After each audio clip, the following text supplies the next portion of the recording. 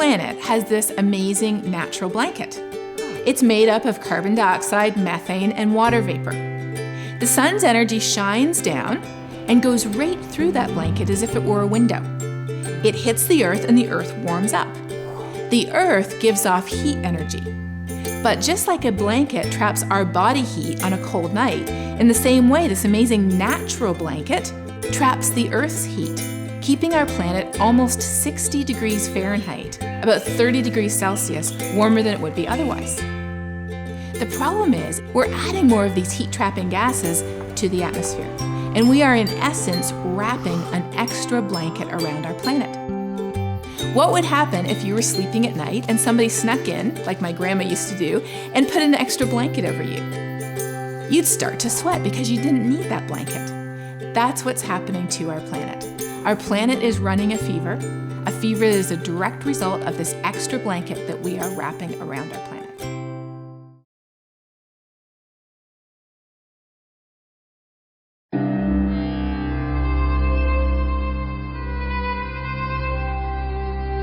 I just visited Ethiopia to report on the drought there, which has been really devastating for people. There's a lot of hunger and people don't have food or even water to drink. It was shocking to see an area where it hasn't rained in over 2 years. The landscape really looked apocalyptic, like a science fiction movie set.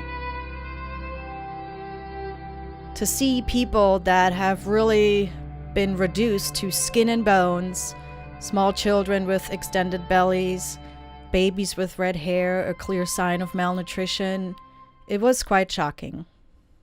It's the worst drought in 50 years, and they're hungry. They can no longer work. Children have dropped out of school because they have to focus all of their energy on finding food and water. And we're driving on this really long road through this desert landscape, rocks and thorny bushes on either side of us. And we drive by a small hill with a tree on top and a group of about 100 or so women sitting under the tree. With their colorful shawls and dresses, they really stood out against the gray, dry landscape.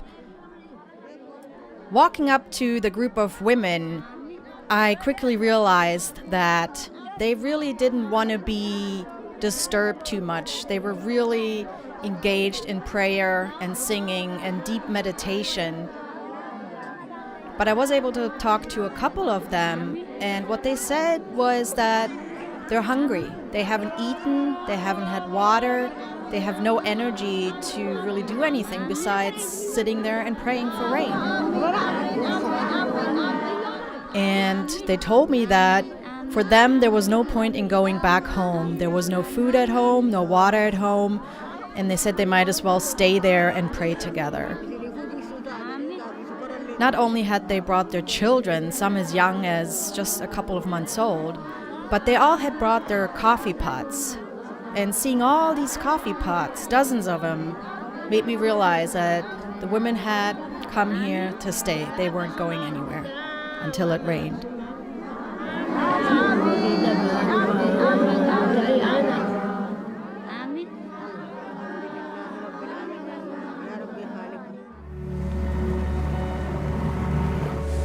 A seafood worker is a struggler.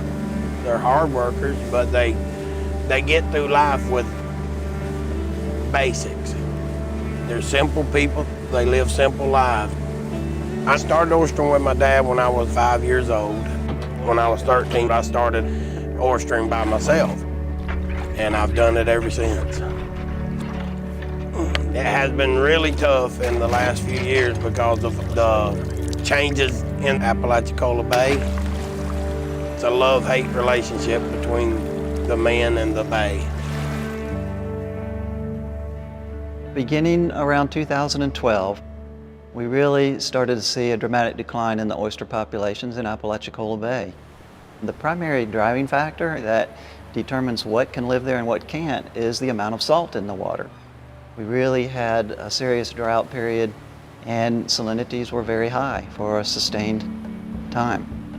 Scientists have predicted that we will have a continued gradual rise in temperatures and that we will continue to see rising sea levels in our area. Those two factors are going to impact people and the ecology of our estuary systems.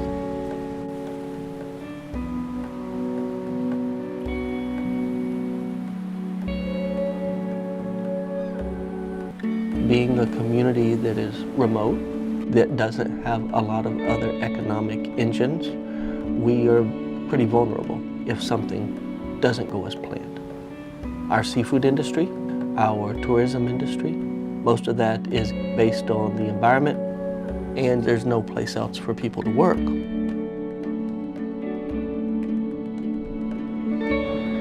For the poor and marginalized, for those who are hungry, unemployed, uninsured, and uneducated, we pray.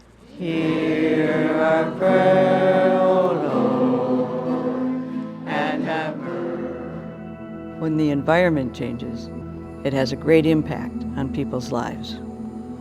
Vulnerable people are going to be affected by climate change everywhere in this country. And we need to help each other a lot. The church is concerned about the environment. The extent that changes in the environment affect human beings, then those changes are moral issues. And as men and women of faith, we do have a responsibility to speak out on moral issues. We should be especially concerned of those who are most vulnerable.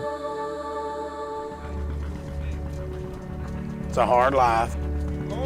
I've considered leaving the bay and going elsewhere and looking for work, but my heart's not in it.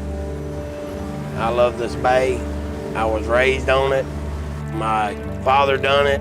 My grandfather done it. And my youngest son loves the bay, and he's already oysters, and I'm struggling with trying to get him to seek a new avenue.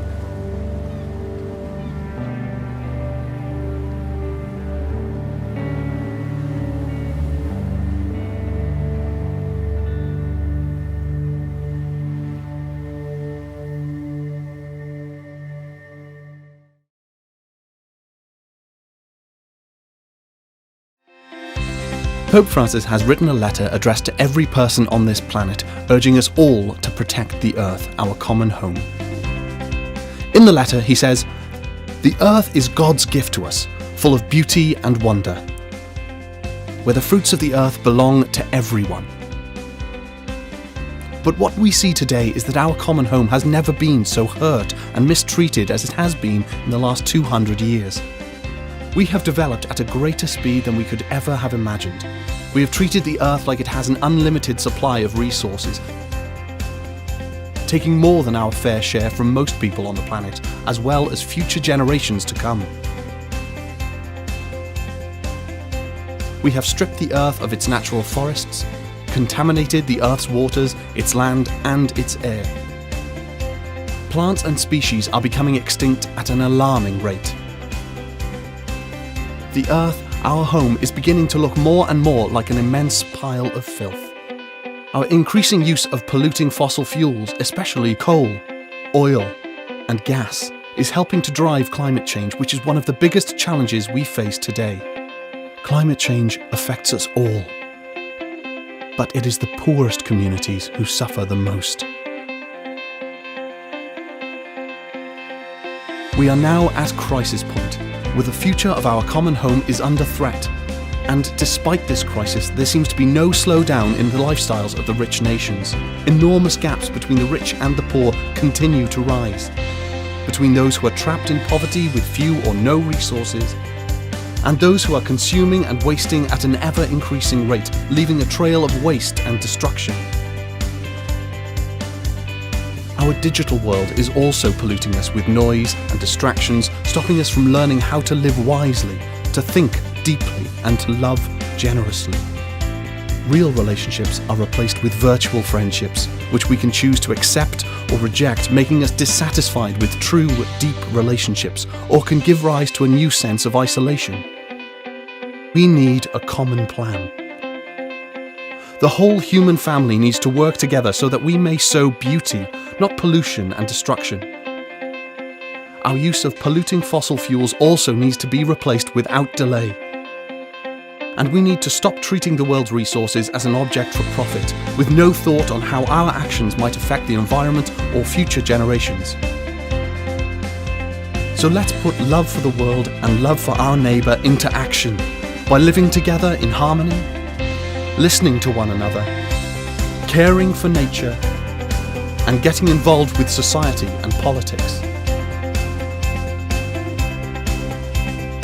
Let's undergo an eco-conversion in which we listen to the cry of the earth and the cry of the poor. This means taking seriously things like avoiding the use of plastic and paper, reducing water waste,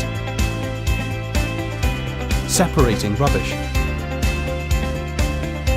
and using public transport as a part of our calling to protect creation.